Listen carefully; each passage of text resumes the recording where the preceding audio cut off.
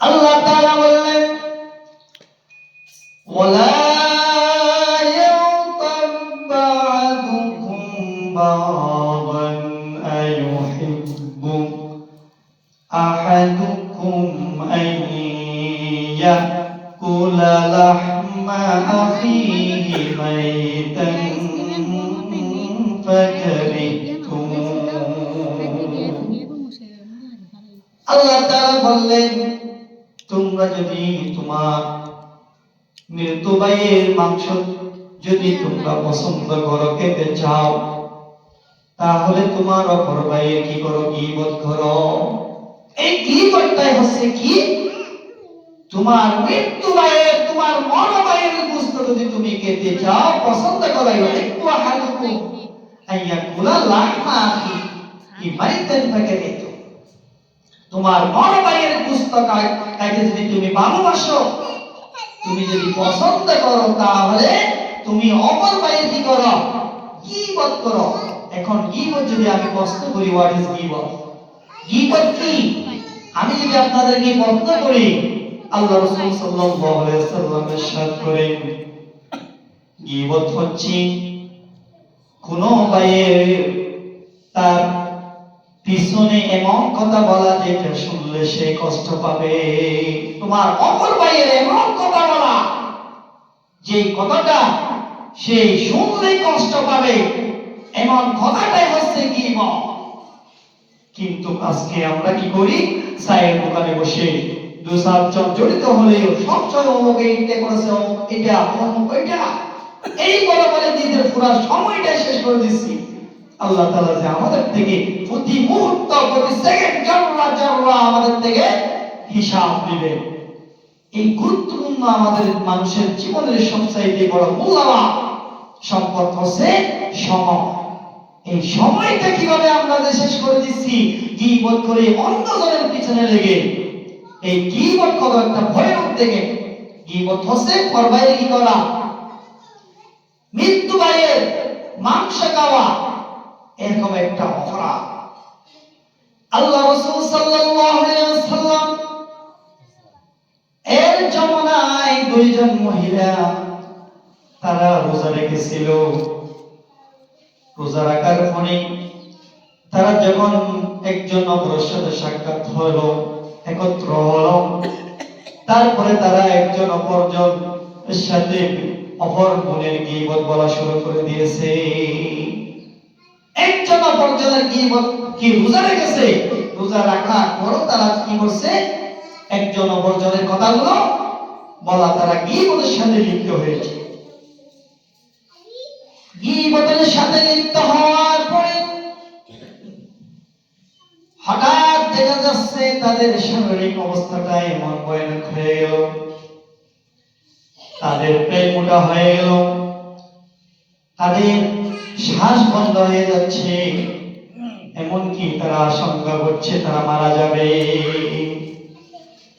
এমন অবস্থায় এক সাহাবা রাসূলুল্লাহ সাল্লাল্লাহু আলাইহি ওয়াসাল্লামের কাছে গিয়ে বললেন, ইয়া রাসূলুল্লাহ সাল্লাল্লাহু আলাইহি ওয়াসাল্লাম, পরিবারের দুইজন মহিলা তাদের এমন অবস্থা হয়েছে, তাদের শারীরিক অবস্থা এমন ভয়ানক হয়েছে, তারা আশঙ্কা করা যায় তারা মৃত্যুর শয্যায় চলে যাচ্ছে, এমন ভয়ানক হয়ে গেছে। এই কথা শোনার সাথে সাথে আল্লাহ রাসূল সাল্লাল্লাহু আলাইহি ওয়াসাল্লাম সাহাবাদেরকে বললেন, ও সাহাবারা, ওই মহিলাদেরকে আমার কাছে নিয়ে আসো। যেই দুইজন মহিলা তাদের পেট এমন ভাবে মোটা হয়ে গেছে, ভর্তি হয়ে গেছে, শ্বাস বন্ধ হয়ে যাচ্ছে, এমন অবস্থায় আল্লাহ রাসূল ঘোষণা করলেন, ওই মহিলাদেরকে আমার কাছে নিয়ে আসো। আল্লাহ রাসূল সাল্লাল্লাহু আলাইহি ওয়াসাল্লাম আমার কাছে ওই দুইজন সাহাবা, মহিলা সাহাবাদেরকে নিয়ে আসার পরে দেখা গেল তাদের শরীরে তো ভয়ানক অবস্থা। ওইটা দেখে আল্লাহ রাসূল সাল্লাল্লাহু আলাইহি ওয়াসাল্লাম হচ্ছে বিশ্বনবী, মানবতার নবী, রাহমাতুল লিল আলামিন, তিনি দেখে বুঝতে পারলেন যে তারা কি হয়েছে, তারা গীবতের সাথে লিপ্ত হয়েছে। তখন আল্লাহ রাসূল সাল্লাল্লাহু আলাইহি ওয়াসাল্লাম এক সাহাবাকে বললেন, ও সাহাবা, দুইটা বাটি নিয়ে আসো। দুটা বাটি নিয়ে আসার পরে একজন মহিলাকে বলা হলো, এই বাটির মধ্যে বমি করে দাও। একজন মহিলাকে বললো, একটা বাটি দিয়া এখানে কি করো, বমি করে দাও। ওই মহিলা বমি করতে গিয়ে এমন ভাবে বমি করতে করতে পুরো বাটিটাই ভরে গেল। ওখানে দেখা যাচ্ছে একেবারে গোস্তের টুকরা, রক্ত মাংস এরকম অবস্থা। আরেকজন মহিলাকে বলা হলো, আরেকটা তাকে বাটি দিয়া তুমি এখানে কি করো, বমি করে দাও। দ্বিতীয় মহিলা ওখানে বমি করতে করতে পুরো বাটি ভরে গেল, গোস্ত আর রক্তই ভরা। এরপরে আল্লাহ রাসূল সাল্লাল্লাহু আলাইহি সাল্লাম ওই দুইজন মহিলাকে ইঙ্গিত করে বলল, মহিলারা, তোমরা কি বুঝতে পেরেছো? তোমরা রোজা রেখেছো ভালো কথা, রোজা রাখার পরও তোমরা কি করেছো, গীবত করেছো। এই গীবত করেছো, যে গীবত, যে মৃত্যু, তোমার মৃত্যু বাইরে, যে মরা বাইরে, যে গুস্ত খাওয়া, এই থেকে চলন্ত করবা। তোমরা গীবত করেছো, সেই জন্য তোমাদের এই মরা বাইরের গুস্ত তোমরা খেয়েছো, তোমাদের পেট ভরে, তোমাদের আটকে গিয়ে পেট বড় হয়ে কি হয়ে গেছে, একেবারে বদ্ধ হয়ে তোমরা আশঙ্কা করছো। দেখো আল্লাহ রাসূল সাল্লাল্লাহু আলাইহি ওয়াসাল্লাম তখন ওই দুইজন মহিলাকে তওবা করালেন, ইস্তিগফার করে তওবা করে তাদেরকে ওয়াদা করালেন আর যাতে কোনোদিন গীবতের সাথে লিপ্ত না হয়। তাহলে থেকে ওই সময়তে আল্লাহ রাসূল দোয়া করেছিলেন, আল্লাহ রাসূলের যারা উম্মতে মুহাম্মাদীদেরকে যাতে দুনিয়াতে কোনো শাস্তি দেওয়া না হয়। যদি ওইরকম শাস্তি যদি আল্লাহ যদি সাথে সাথে আমাদেরকে দেয়, আমরা বাঁচতে পারবো। অন্যান্য নবীদের সময় ওইরকম ছিল, কেউ অপরাধ করেছে তাকে কি দুনিয়াতে শাস্তি দেওয়া হতো, শুধু দেখার মতো। কিন্তু আমরা উফুনি কুফুনে কত অন্যায়ের সাথে আমরা লিপ্ত, জানা ব্যভিচার সন্ন্যাসী থেকে শুরু করে কত অন্যায়ের সাথে, গীবতের সাথে আমরা লিপ্ত। কিন্তু ঠিকই হচ্ছে আমাদের নামে কি আমার নাম আমাদের তৈরি হয়ে যাচ্ছে, কিন্তু আমরা দেখতে পাচ্ছি না। যেমন করে এই যে কবরস্থান, এখানে শুয়ে আছে মুর্দা, আমরা সবাই দেখতে পাই। আমরা কি দেখি আল্লাহ করছে? দেখতে পাচ্ছি না। কারণটাই আল্লাহ তাআলা আমাদেরকে বিশ্বটা এমন করে রেখেছেন যে যাতে আমরা সবই কিছু না দেখি। দেখুন যেমন সেটাই বোঝা, আধুনিক যুগে বোঝানো সহজ হয়ে গেছে। যেটা মোবাইল, একটা মোবাইল দেখে বন্ধ করে দিয়েছি, আমরা কিছু নেই এখানে, কিন্তু এই মোবাইলের দুনিয়ার যত আছে সব ভিতরে একটা সফটওয়্যার ঢুকলে, কাজ করলে সব দেখা যায়। কিন্তু আমরা সব দেখতে পাই স্বাভাবিক, এমনি নেই। একটা সিম কার্ড, একটা স্বাভাবিক, একটা কিছু না, একটা রাবার, একটা প্লাস্টিক, এইটাই।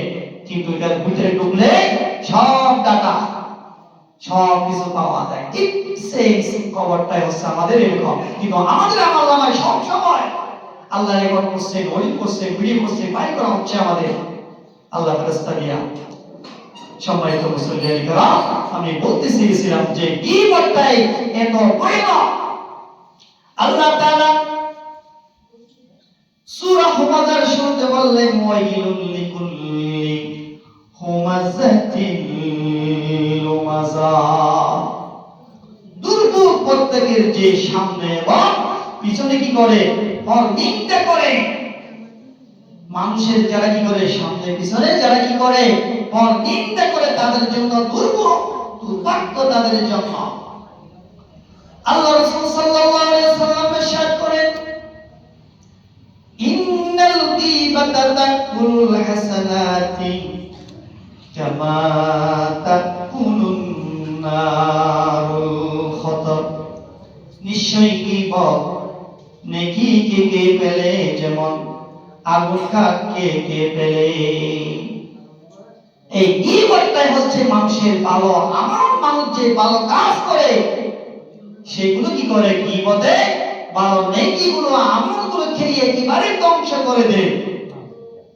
যেমনি ভাবে মানুষরা যেমনি ভাবে খায়, কে আগুন কি করে, কে কয়লা করে দেয়, ঠিক তেমনি ভাবে গীবত মানুষের ভালো আমলগুলো খেয়ে ধ্বংস করে দেয়।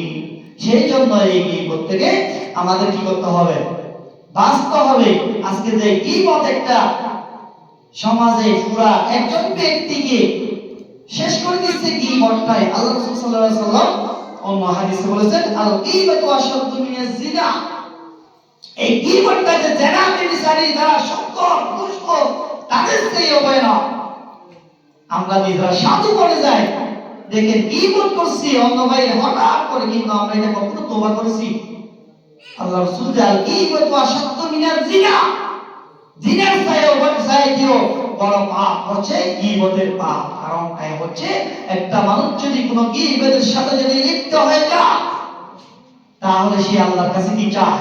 কোন সময় না কোন সময় সে অনুতপ্ত হয়, লজ্জিত হয় আল্লাহর কাছে। সে সবাই কদরের রাত হলেও আল্লাহর কাছে কি চায়? সে ক্ষমা চায়। কিন্তু গীবতের গুনাহ আজকে করছে দোকানে বসে, পাক করে বসে, রুমে বসে, বন্ধুদের আড্ডাতে বসে, চায়ের দোকানে বসে, এটা কখনো ক্ষমা চেয়েছি? কখনো চাই না। এরকম হতে হতে হতে হতে আমাদের পুরা জীবনটাই শেষ হয়ে গেছে অন্ধকার জগতে। আমরা এটা আমাদের স্বভাব হয়ে গেছে, নিজের মৃত্যু এর বুঝতে পাওয়া এতটা ভয়টা একটা বড় পাপ আমাদের খাস। কিন্তু আমরা মৃত্যু পর্যন্ত সারাক্ষণ এটা স্বভাব হয়ে গেছে। যেমন করে আমাদের সমাজে নামাজ না পড়লে আমরা অপরাধী বলি না, চুরি করলে তাকে আমরা জুতা গলায় দিই, জুতা মালা তার গলায় পরিয়ে দিয়ে আমরা চুরি করলে, কিন্তু নামাজ না পড়লে তাকে আমরা অপরাধীও বলি না। দেখেন এই অপরাধী কত বড় বড় অপরাধী, যারা নামাজ পড়ে না এত বড় অপরাধী, কিন্তু গীবতকারী যে অপরজনের নিন্দা করা, অপরজনের সমালোচনা করা, গীবত করা, এটা এত বিশাল অপরাধ। একজন মৃত্যুর পুস্তকায় এমন অপরাধীকে আমার পাশে বসে রাখে, তা সে আমার বন্ধু, সে আমার ছেলে, আমার সন্তান, আমার স্ত্রী, আমার স্বামী, কিন্তু তাদেরকে আমরা ঘৃণা করি গীবতকারীকে। এই গীবত থেকে যদি বাঁচতে না পারি, আমরা যে ভালো কাজগুলো করি এগুলো সব কি হয়ে যাবে? বরবাদ হয়ে যাবে, ধ্বংস হয়ে যাবে। সেই জন্য গীবত থেকে আমাদের কি করতে হবে?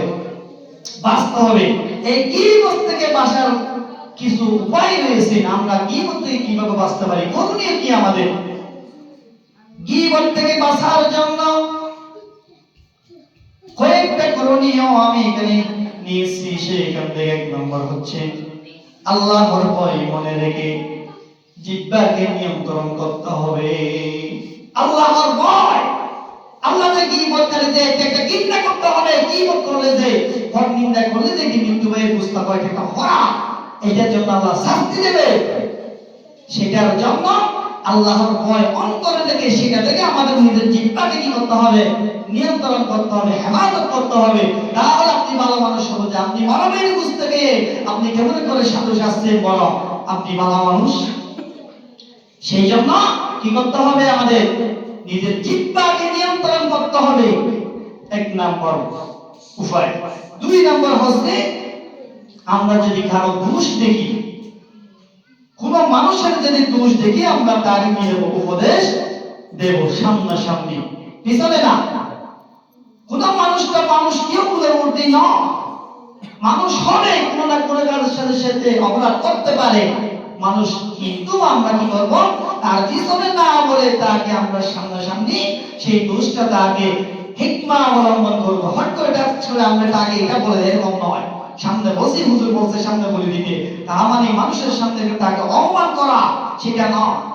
তাকে হিকমার সাথে তার সামনাসামনি, ভাই আপনি এই অপরাধটাই করেছেন, এটা তো গুনাহ, বড় পাপ, এটা করেন না, বা ওটা করলে ক্ষতি হবে। এই জন্য তাকে সরাসরি আপনি যদি সব থাকে, তাকে আপনি সামনাসামনি তাকে উপদেশ দেবেন হিকমার সাথে। এরপরে তৃতীয় নম্বর হচ্ছে গীবতের আসক্তি থেকে দূরে থাকা। যেখানে মানুষ হঠাৎ করে বসছি, আমরা চায়ের দোকানে, বন্ধুদের আড্ডায়, বাড়ির কোনায়, আমরা গীবত করছে, অন্য ভাইয়ের সমালোচনা করছে, আপনার মাথায় রাখতে হবে এটা পাপ, এটা বড় পাপ। এটার জন্য আপনি কি করবেন? সেই আসর থেকে আপনি সরে যাবেন। যদি এখানে থাকেন, আপনার একটা সোয়া দিতে হবে, কথা বলতে হবে, দেখবেন যে আপনি লিপ্ত হয়ে গেলেন। না গিয়ে লেনদেন বিষয়ে এত বড় একটা বড় বিশাল মানুষের সাথে আপনি জড়িত হয়ে গেলে আপনার ঈমান শেষ হয়ে যাবে, আপনার সব আমল ধ্বংস হয়ে যাবে, এত বড় বড় পাপ। এটার জন্য আজকে আমাদের পুরা পরিবার ধ্বংস হয়ে যাচ্ছে। এখানে পরিবারে এই যে শাশুড় শাশুড়ি থেকে শুরু করে ভাই, নিজের সন্তান, বাবা মার সাথে পর্যন্ত, বাবার সাথে ছেলের সাথে সম্পর্ক না থাকার কারণটা ওইখানে মেয়েরা এই কথাটা একজনের কথা আরেকজনকে লাগিয়ে দেয়, হে ওরা, ওখান থেকে আমাদের পুরা পরিবার ধ্বংস, সমাজে এক ভাই আর ভাইয়ের বিরুদ্ধে। এটাই পুরা গীবত। এই পুরা আমাদের যে ব্যক্তিত্ব, আমাদের যে আত্মীয়তা, সব কিছু ধ্বংস করে দিচ্ছে এই গীবত। কিন্তু এই আধুনিক যুগে দেখেন একেবারে ডিজিটাল গীবত আপনাখানে আমাদের টক শোতে করা হচ্ছে, সামনাসামনি বসে গীবতের যে মিথ্যা অহবাদ, মিথ্যাচার, যেগুলা পরনিন্দা চর্চা করা হচ্ছে কোথায়? টক শোতে। একেবারে আল্লাহ তাআলা যেন আমাদেরকে এই গীবত থেকে হেফাজত করে। আমিন। সম্মানিত মুসল্লিয়ান কিরাম, এরপরে যারা গীবত করে, এই গীবত থেকে বাঁচার জন্য আমাদেরও আরেকটা উপায় হচ্ছে, অন্যের গীবত হলে আমাদের কি করতে হবে? প্রতিরোধ করতে হবে। অন্যজনের কথা বলছে, ভাই এটা গীবত, এটা বড় পাপ, এটা বলা যাবে না, বলবেন না। যদি সাহস থাকে আপনি সামনে গিয়ে বলেন, তার দোষ দেখলে সামনে গিয়ে তাকে বলেন, উপদেশ দেন, ওভাবে নয়। কিন্তু আমরা পিছনে বলি, সামনে গিয়ে কেউ কিছু বলি না, এটা নয়। এরপরে আমাদের কি করতে? প্রতিরোধ যদি আমরা করি, কেউ গীবত করার সাহস এটা হবে না। পরিবার থেকে, ব্যক্তি থেকে আস্তে আস্তে আমরা এত বড় পাপ থেকে যদি আমরা বাঁচতে না পারি, এভাবে তো আমরা ব্যক্তি থেকে শুরু করে পরিবার থেকে, সমাজ থেকে, রাষ্ট্র পর্যন্ত আমরা সব ধ্বংস হয়ে যাব। সম্মানিত মুসল্লিয়ান কিরাম, এরপরে 5 নম্বর হচ্ছে আমাদের গীবত থেকে বাঁচার উপায় হচ্ছে আল্লাহ তাআলার কাছে কি করা? তওবা করা। আল্লাহর কাছে, আল্লাহ জীবনে গীবত করেছি, আজ থেকে আর গীবত করব না বলে যেখানে সমাজ না হয়, মানুষের গীবত হয়, সেখান থেকে উঠে সরে দাঁড়ানো, চুপ থাকা। এটা আল্লাহ দিয়েছেন জবান। এখানে ফেরেশতারা, দুই পাশে ফেরেশতা রয়েছে, আমাদের সব কথা রেকর্ড করা হচ্ছে। আল্লাহ তাআলা যেন আমাদেরকে গীবত থেকে কি হেফাজত করে। সবাই বলি আমিন, আমিন। এই গীবত, আমার গীবত নিয়ে অনেক বিশাল আলোচনা রয়েছে, অনেক গীবত নিয়ে যে শাস্তি, কি ভয়ানক গীবতের শাস্তি রয়েছে। যারা গীবত করে তাদের ঈমান কি হয়ে যায়? একেবারে দুর্বল হয়ে যায়। এই ঈমান একেবারে, যদি আমাদের ঈমানটা যদি দুর্বল হয়ে যায়, আমরা কি নিয়ে কবর যাব? ঈমান ছাড়া তো কবর আমাদের কি করবে না? গ্রহণ করবে না। এই কবর কাউকে চিনে না, কাউকে চাপ দেবে না, শুধু ঈমানদারকে কি করবে? চিনবে। কবর প্রতিদিন ডাক দিয়ে বলে, হে আদম সন্তান, তোমরা আমার কাছে আসবা। আমার কাছে আসার আগে তোমরা কি করো? ভেবে দেখো, আমি হচ্ছি অন্ধকার ঘর, আমি হচ্ছি একটা পোকামাকড় ঘর, সাপ বিচ্ছুর ঘর, ভয়ানক ঘর, আমি কাউকে চিনি না। আমার এখানে যদি ভালো আমল নিয়ে আসো, তাহলে আমি তোমাদের সাথে ভালো আচরণ করব। যদি এখানে যদি আমল নিয়ে যদি না আসো, আমি তোমাদের সাথে কেমন আচরণ করি, তখন দেখা যাবে এই কবরের আযাব কত ভয়ানক।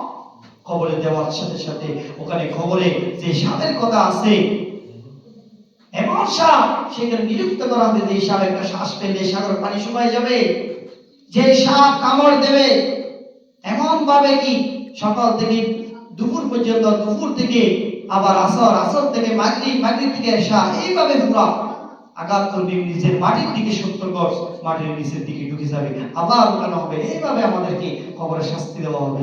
এক পাশের হাড়গুলো অন্য পাশে চলে যাবে, আবার ওই পাশের হাড়গুলো ওই পাশে চলে যাবে। এত ভয়ানক কবর। আল্লাহ তাআলা আমাদেরকে যাতে গুনাহ থেকে বেঁচে, আল্লাহ তাআলা যাতে গীবত থেকে আমাদেরকে হেফাজত করে, আল্লাহ তাআলা যাতে আমাদেরকে তৌফিক দান করে গীবত থেকে বাঁচান। আমিন, আমিন। যারা সুন্নাত পড়েন সুন্নাত পড়েন। একটু জুমাবার আমি বারবার বলে দিই, আপনারা একটু সকাল সকাল আপনি কিছু কথা বলতে পারেন, সাথে দেরি হতে কথা বলা যায় না আসলে।